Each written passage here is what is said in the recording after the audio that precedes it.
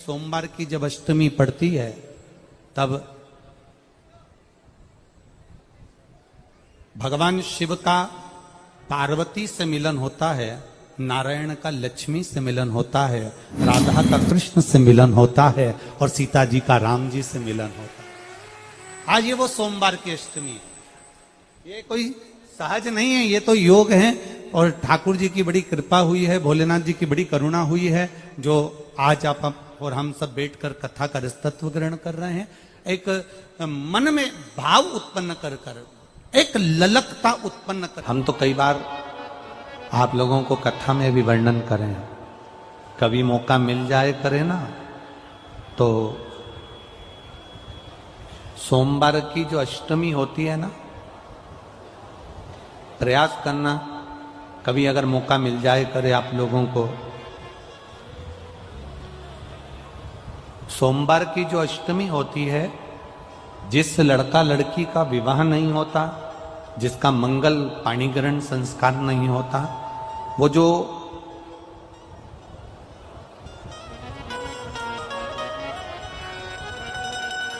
ये अशोक सुंदरी वाली जो जगह होती है, ये शिवलिंग है, ये जलाधारी है। यहां से जो चरण है, इसमें राइट में गणेश जी, लेफ्ट में कार्तिकेय जी, बीच में एक मोटी सी लाइन होती है जो अशोक सुंदरी का स्थान होती है। शिवलिंग के ऊपर जो जलाधारी बंदी होती है, वो जलाधारी में से जो बूंद बूंद पानी शिव जी पर गिरता है, वो शंकर भगवान की 5 बेटियां जया, विषहरा, शामली बारी, दौतली और देव, ये ऊपर से एक एक बूंद पानी शिवलिंग पर गिरा रही होती। कभी मौका लगे और आपको लगे कि विवाह नहीं हो रहा है बच्चों का, तो उस समय पर ये 3 पत्ती की जो बेलपत्र लेते हैं, बीच की पत्ती में कंकु रोली या लाल चंदन और 2 पत्ती में पीला चंदन, अक्षत का 1 दाना ऊपर वाली पत्ती में जिस पर आपने लाल चंदन लगाया है या रौली लगाई है, और 3-3 अक्षत के दाने इन दोनों पत्ती में। अपना स्मरण कर कर भगवान देवाधिदेव महादेव के सम्मुख में जो अशोक सुंदरी का स्थान है, सोमवार की अष्टमी के दिन इस बेलपत्र को, डंडी का जो भाग है वो जहां से पानी बहकर जाता है उस ओर करते हुए इस बेलपत्र को अशोक सुंदरी वाली जगह पर समर्पित कर देना चाहिए और अपने हाथ का स्पर्श कर कर बाबा देवाधिदेव महादेव से प्रार्थना कर कर सोमवार की अष्टमी के दिन जो आ जाता है, बाबा देवाधिदेव महादेव उसका मंगल विवाह शीघ्र ही करा देता है। यह अशोक सुंदरी का स्थान, यह अशोक सुंदरी की जगह जो है ना, स्थान जो है, यह कोई साधारण नहीं। और हम फिर कहेंगे, अगर सौभाग्यवती नारियों को हम तो स्मरण में उनके लाना चाहेंगे कि प्रयास करा करो,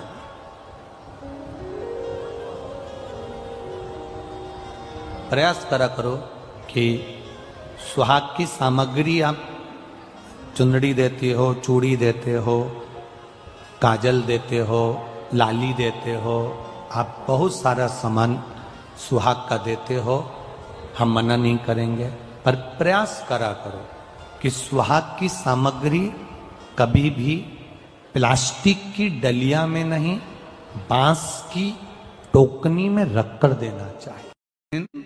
सोमवार की अष्टमी हो, सोमवार की अष्टमी हो, उस दिन शंकर जी के मंदिर में जाओ, 3 चीज लेकर जाओ, मूंग के दाने, चावल, बेलपत्र। चावल जो 31 लेकर गए हो, अपनी कामना कर कर शंकर जी की देहली पर रख दो, चौखट पर, कहीं पर भी एकांत में उसको रख दिया जाए। मूंग के जो दाने लेकर गए हो 31, वो नंदी के पास में, जो नंदी का पांव ऊंचा रहता है उस पांव के पास रख दीजिए। और जो 31 बेलपत्र लेकर गए हो, वो 31 बेलपत्र अशोक सुंदरी वाली जो जगह है, आप ये शिवलिंग, ये जलाधारी जहां से पानी बहता है, उसके बीच में एक मोटी सी लाइन होती है जो शंकर भगवान की छोटी लड़की अशोक सुंदरी का स्थान है। शिव जी के 13 बच्चे हैं, 13 बच्चे में सबसे छोटी लड़की अशोक सुंदरी यहीं पर विराजमान होती है, जहां से पानी नीचे गिरता है। प्रत्येक शिवलिंग के सामने एक मोटी सी लाइन होगी। उस मोटी सी जो लाइन है अशोक सुंदरी, वहां पर जो 31 बेलपत्र लेकर गए हो, अपनी कामना कर कर पीला चंदन लाल चंदन लगाकर उस पर समर्पित करते जाओ। उसकी डंडी जहां से पानी बहता है उस ओर होना चाहिए। आप निवेदन कर कर देखो, एक सोमवार की अष्टमी पर कर कर देखना, दूसरी सोमवार की अष्टमी आएगी, अपने आप आपका काम हो गया होगा।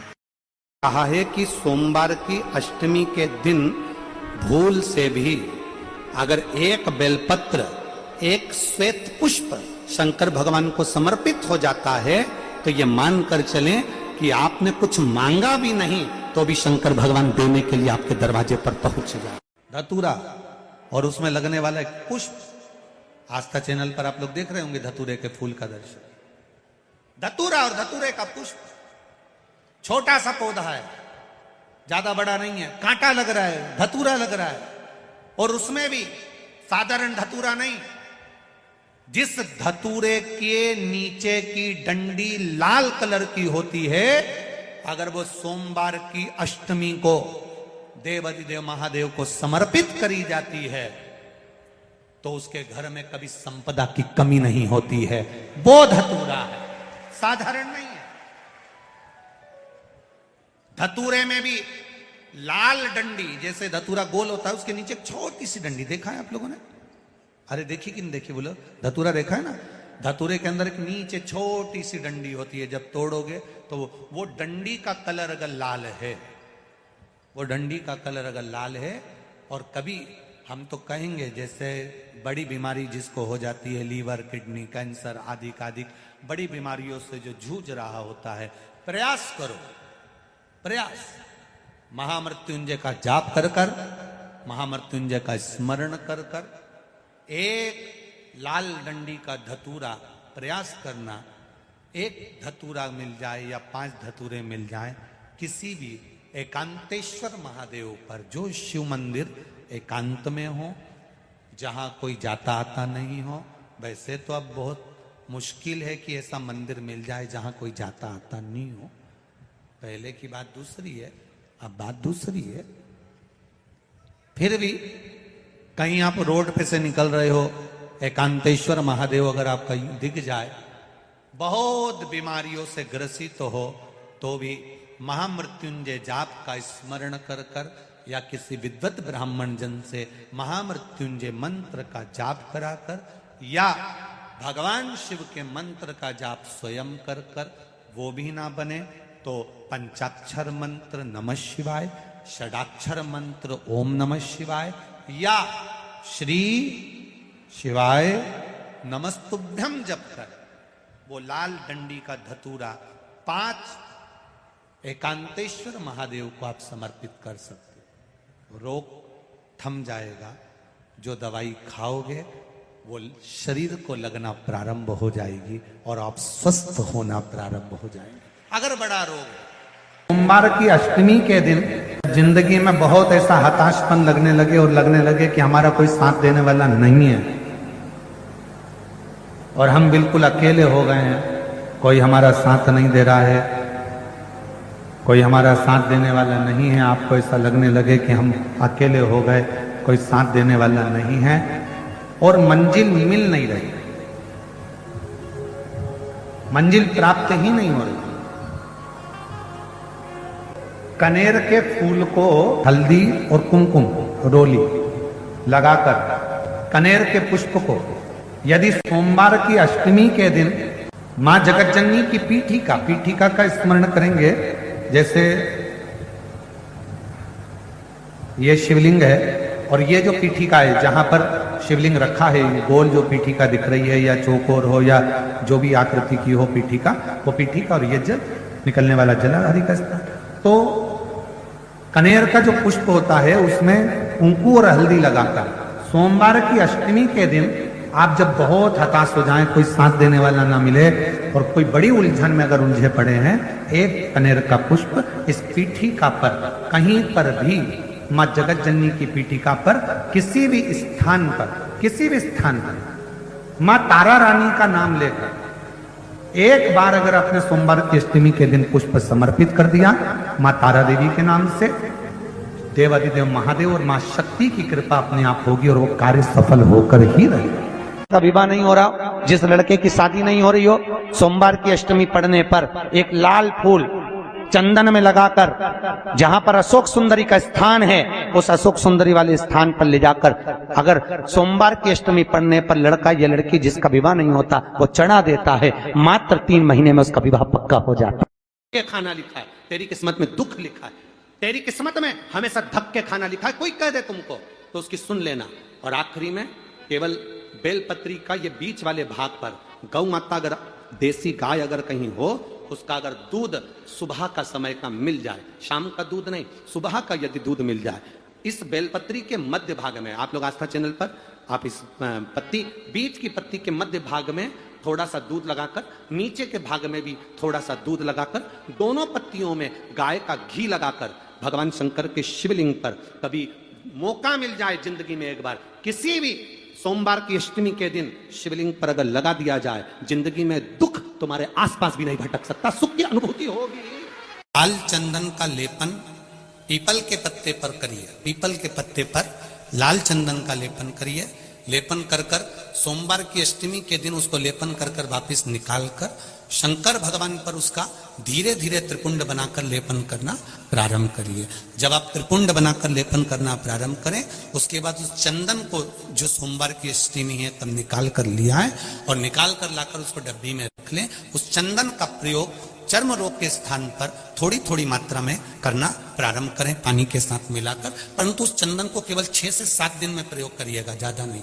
धीरे धीरे चमड़ी, परंतु उसको सोमवार की अष्टमी के दिन सिद्ध कर कर बनाना है, उसको सोमवार की अष्टमी के दिन चढ़ाना है। श्री शिवाय नमस्तुभ्यम या ओम नमः शिवाय या पंचाक्षर मंत्र या महामृत्युंजय मंत्र, जो आपको आता हो, शिव जी का जो नाम आपको याद हो उसको बोलकर चढ़ा दो, उसको लिया, फिर उसको अपने शरीर पर लगाना प्रारंभ करो। उसका फल आपको 15 दिन के अंदर धीरे धीरे धीरे धीरे प्राप्त होना है।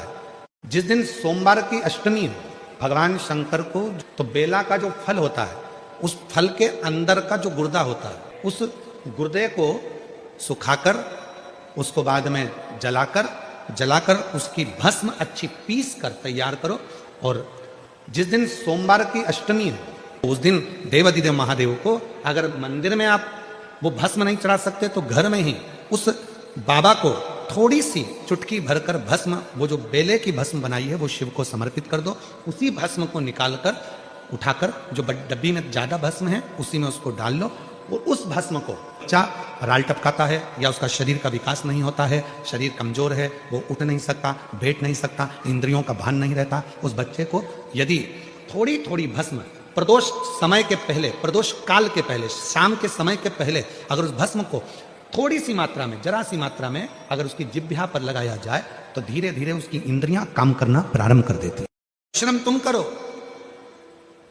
कई लोग कह देते हैं हमारा ये काम नहीं चल रहा, हमारी फैक्ट्री नहीं चल रही, हमारी दुकान नहीं चल रही, ऐसा लग रहा है किसी ने हमारी फैक्ट्री पे टोना कर दिया, ऐसा लग रहा है किसी ने टोटका कर दिया, ऐसा लग रहा है हमारी दुकान को किसी ने बांध दिया, ऐसा लग रहा है कि हमारे ऊपर किसी ने काला जादू कर दिया, किसी ने ऐसा कर दिया। शिव महापुराण की कथा कहती है मेरा भोले बाबा शमशान का निवासी है और शंकर भगवान को यदि तुम एक लोटा जल चढ़ाकर उसका जल लाकर अपनी दुकान फैक्ट्री घर में छीट रहे हो तो किसी की सामर्थ्यता नहीं कि तुम्हारे घर पर या तुम्हारी दुकान पर कोई टोना हो जाए, कि टोटका हो जाए, कि कोई तुम्हारे यहाँ काला जादू करे। किसी की सामर्थ्यता नहीं है कि कोई तुम्हारे ऊपर जादू करे, कि टोना करे, कि टोटका करे। ये भ्रम हमारा, ये भ्रांति हमारे भीतर। भगवान को पाने का एक प्रयास करें। एक बड़ा सुंदर चरित्र आता है, भगवान शंकर ने एक बार सुरेश्वर रूप लिया, इंद्र का रूप धारण कर। एक व्याघ्रयात का पुत्र जिसका नाम था उपमन्यु, जिसके घर में कोई भोजन का सुख नहीं था, जिसके घर में बहुत सारी प्रसन्नता या बहुत सारा आनंद या बहुत सारा सुख उसके घर में नहीं था।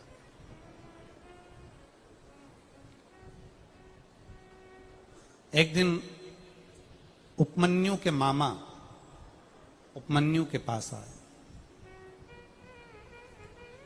और उपमन्यु के मामा जी ने उपमन्यु से आकर कहा कि अपनी बहन से कहा कि एक काम करो, अब तुम्हारे घर में अगर भोजन का भाव नहीं है और बहुत तकलीफ में जिंदगी चल रही, बड़े दुख में जीवन चल रहा है, बड़ी तकलीफ में जिंदगी चल रही है, तो तुम एक काम करो, हमारे साथ में आप हमारे घर चलो।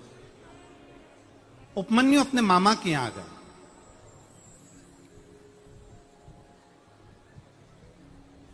अब शिव महापुराण की कथा कहती है, स्वयं खा लेना सुकृति है, छुड़ाकर खा लेना विकृति है, और बांट कर खाना ये मेरे भारत देश की संस्कृति है। अगर भगवान ने शरीर दिया है, मौका दिया है, और ये शरीर भगवान ने दिया, ये मौका दिया, और ये जीवन में कुछ अच्छा हमें परमात्मा ने दिया है, तो हम अच्छा दुनिया को देने का प्रयास करें। पर हमारी आदत थोड़ी सी अलग है।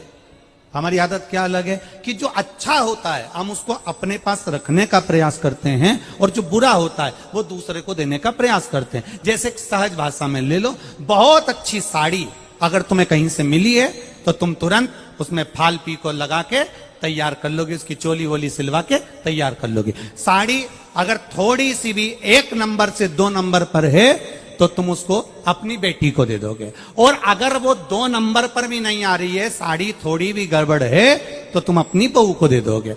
और अगर और भी ज्यादा गड़बड़ है, ना बहू के काम की, ना फिर वो बेटी के काम की, और ना फिर वो तुम्हारे काम की, तो तुम उसको पैकिंग कर कर भागवत जी पे चढ़ा दोगे।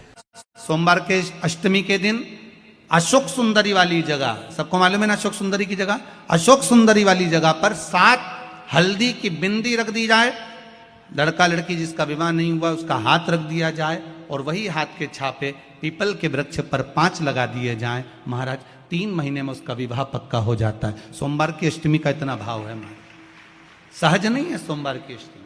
शिव और आद्य शक्ति का मिलन है सोमवार की अष्टमी। भगवान शंकर और पार्वती का मिलन।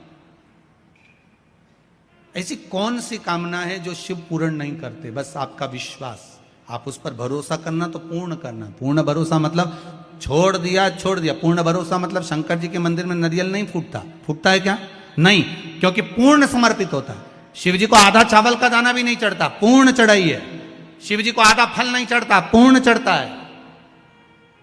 श्रीफल भी चढ़ेगा तो पूर्ण चढ़ेगा। शंकर भगवान के पास में आधे का कोई काम नहीं है, उनको पूर्ण समर्पण चाहिए। आपका पूर्ण समर्पण अगर आप दोगे तो शिव उसको स्वीकार करेगा।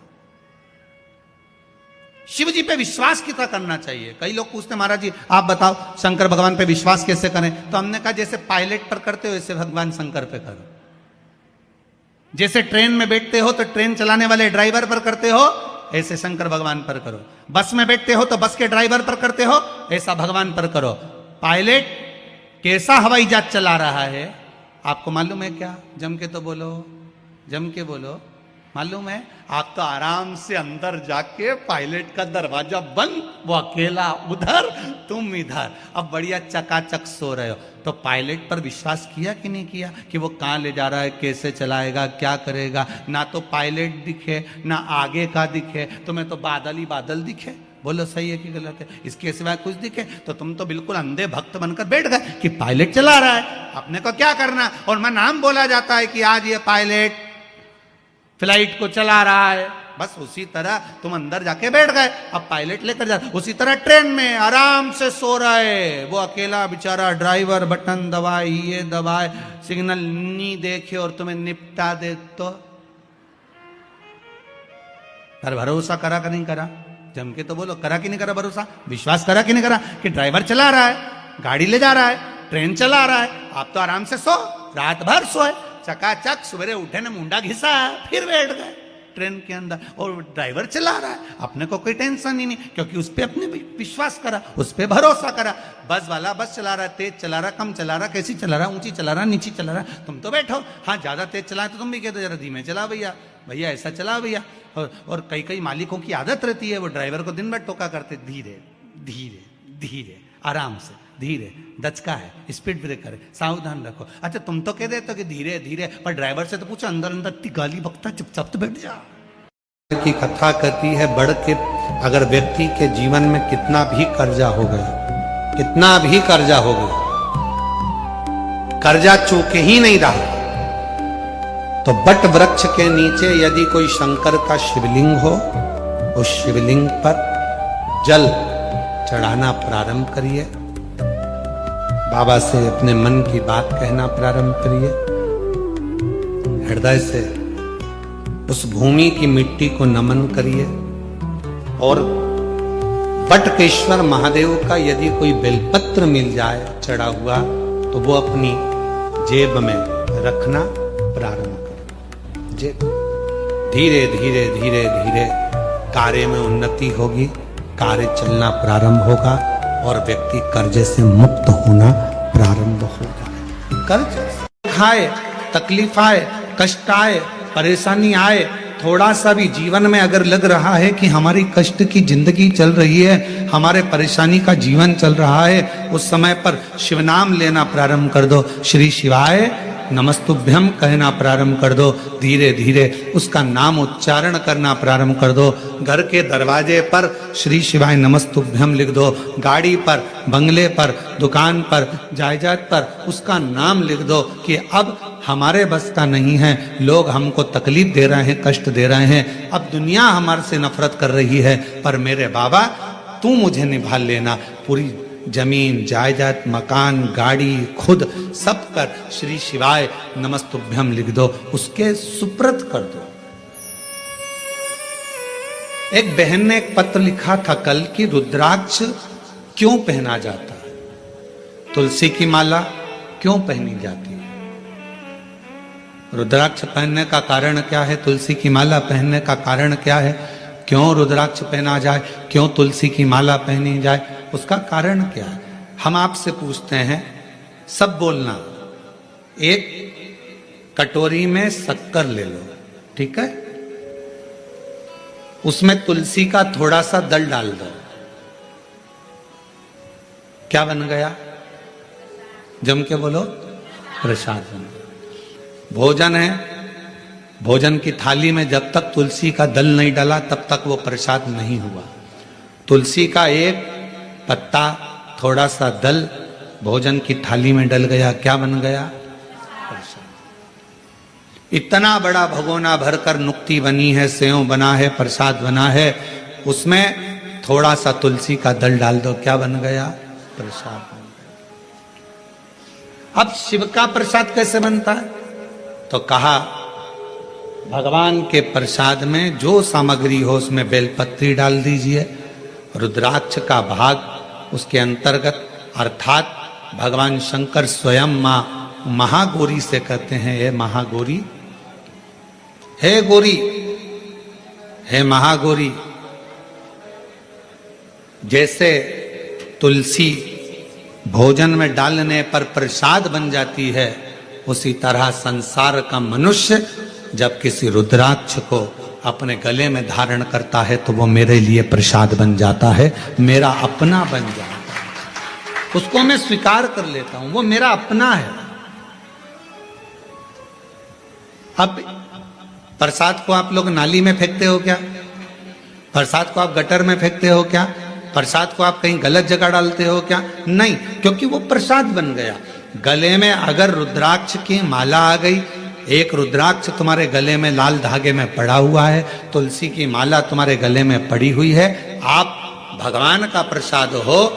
अगर चलते फिरते मौत का किसका ठिकाना, मृत्यु का किसको भरोसा, कब प्राण छूट जाए। अगर हमारे गले में रुद्राक्ष पड़ा है, तुलसी की माला पड़ी है और हमारे प्राण छूट भी गए, तो हम वो प्रसाद हैं कि हमें नरक में नहीं पटका जाएगा, गलत जगह पर नहीं पटका जाएगा, हमको श्रेष्ठ जगह पर रखा जाएगा। प्रसाद को नाली में नहीं डालते, प्रसाद को गटर में नहीं डालते, रुद्राक्ष पहनने वाला, तुलसी की माला धारण करने वाले को गलत जगह पर नहीं भेजा जाता, गलत जगह।